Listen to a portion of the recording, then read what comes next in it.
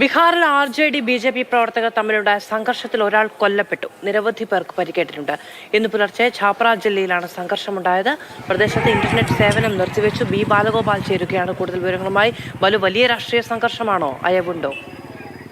ഇന്നലെ മുതൽ ഈ പ്രദേശത്ത് ഈ രാഷ്ട്രീയ സംഘർഷം നടന്നു വരികയാണ്. അതായത് ഇന്നലെ ഇവിടെ ഈ ലാലു പ്രസാദ് യാദവിന്റെ മകൾ രോഹിണി ആചാര്യ മത്സരിക്കുന്ന മണ്ഡലമാണ് ഈ ചപ്ര. അതായത് ശരൺ ലോക്സഭാ മണ്ഡലത്തിന്റെ ഭാഗമായിട്ടുള്ള ചപ്രയിലാണ് ഈ സംഘർഷം ഉണ്ടായത്. ഇന്നലെ ഈ സ്ഥലത്ത് ഈ പോളിംഗ് ബൂത്ത് ഈ രോഹിണി ആചാര്യ സന്ദർശിച്ചത് മുതൽ സംഘർഷാവസ്ഥ നിലനിൽക്കുകയായിരുന്നു. ഇന്ന് രാവിലെ ഈ സംഘർഷം വളരെയധികം മൂർച്ഛിക്കുകയും പരസ്പരം വെടിയുതിർക്കുകയും ഒക്കെ ചെയ്യുന്ന സാഹചര്യമുണ്ടായി. ഈ സംഘർഷത്തിൽ ഒരാൾ കൊല്ലപ്പെടുകയും നിരവധി പേർക്ക് പരിക്കേൽക്കുകയും മറ്റും ചെയ്തിരിക്കുന്നത്.